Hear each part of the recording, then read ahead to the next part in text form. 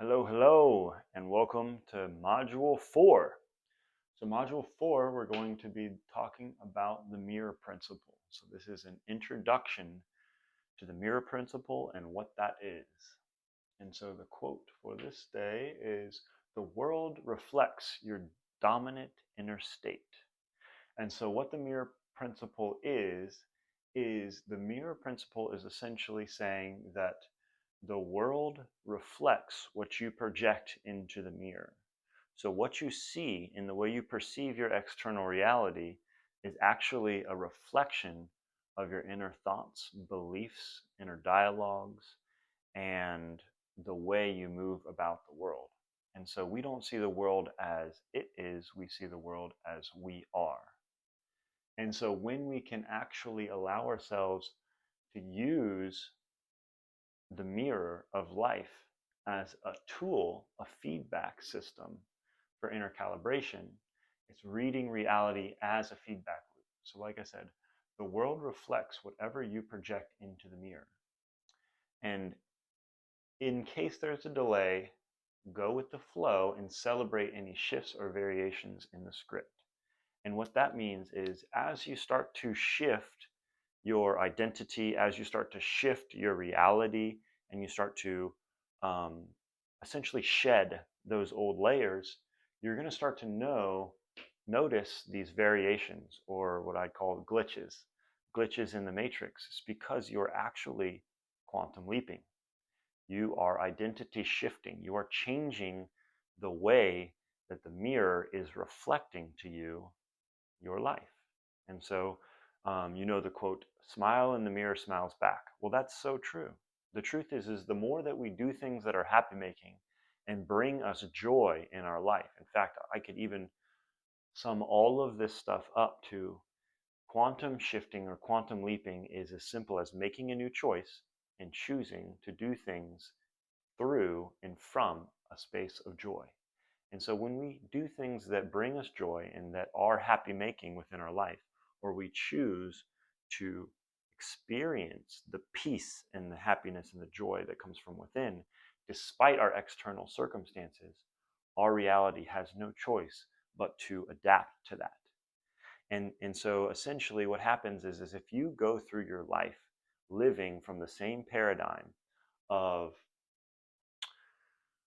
dis-ease, dissatisfaction, frustration, whatever it is, that is your prayer. That's your prayer for life, and life has no choice but to deliver you more of that. Because if source is unconditional love, if life is unconditional love, by definition, there are no conditions. So whatever your question is, the answer is yes.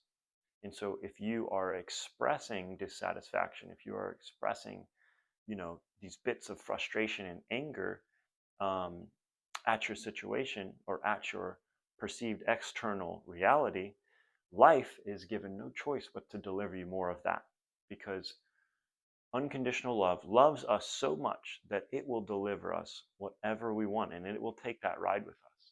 So if we can allow ourselves to see it from this way, we take the reins back, we take the power back of our life. And so pattern recognition and releasing reactivity is super important in these moments, because if we do not express dissatisfaction at our circumstances, but we understand that it is actually outer intention or greater intention or faith at work and everything is a divine appointment, that actually allows us to step into surrender, to step into the flow of life.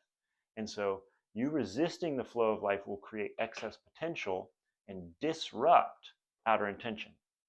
It creates excess potential or resistance between you and the life that is meant for you, the life that is most aligned with your true self.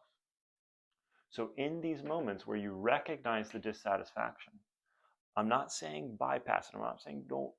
Uh, I'm not saying don't be aware that it's there, but don't react.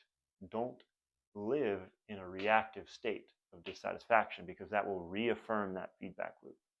So when we can move calmly and effortlessly, what is meant to be will be, and our most authentic reality will just fall into play, because that's how outer intention works.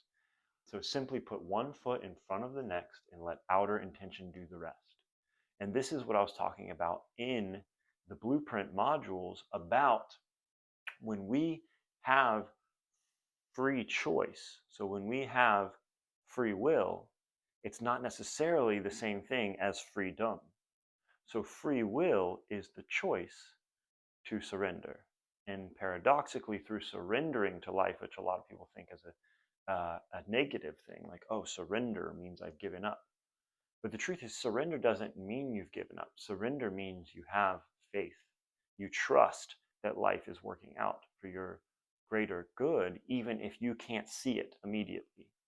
And so that ties back to if there's any delay, so if things aren't happening immediately, that's okay because things take time to materialize. When you are shifting quantumly, things take time to catch up in the physical world than they do in the metaphysical.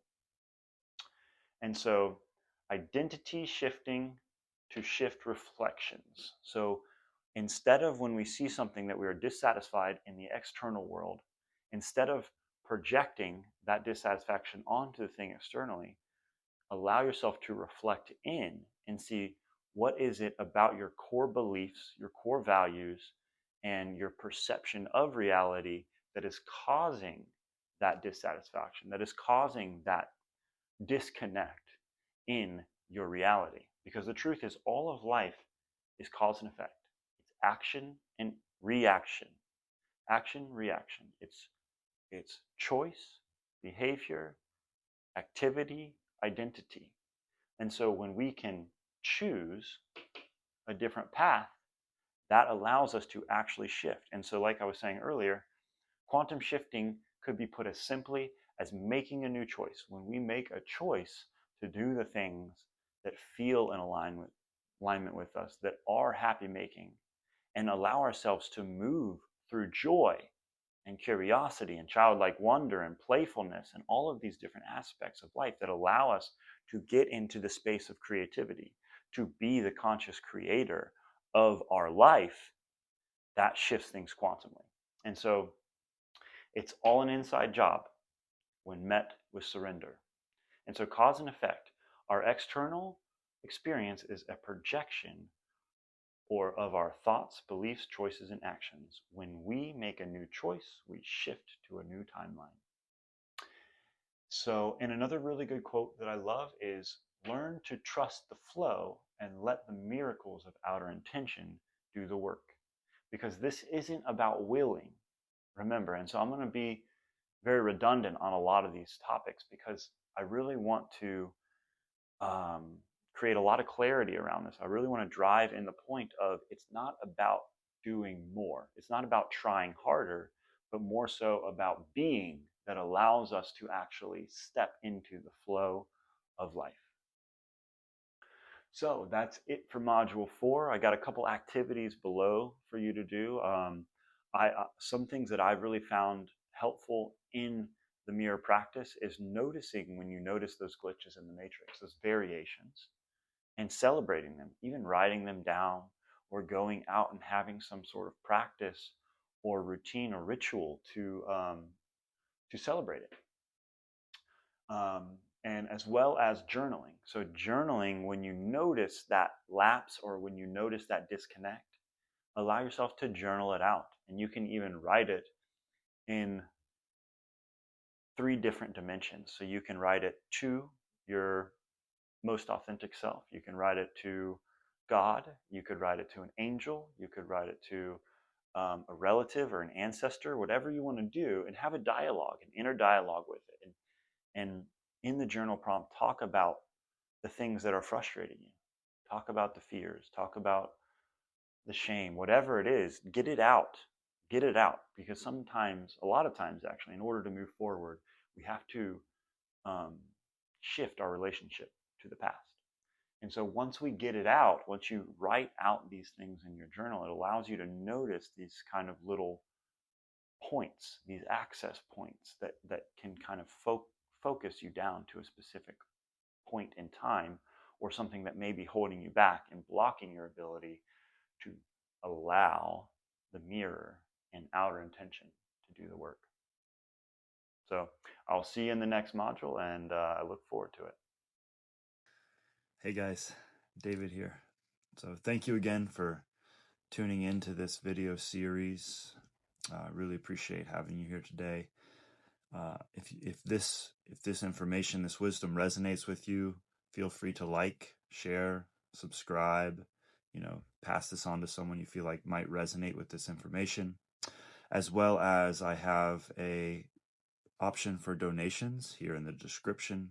And so if that's something you feel called to, the donations really just kind of help further my ability to share this online education and to increase the quality and capacity to continue to do this. So, really grateful to have you here and look forward to continuing the journey together.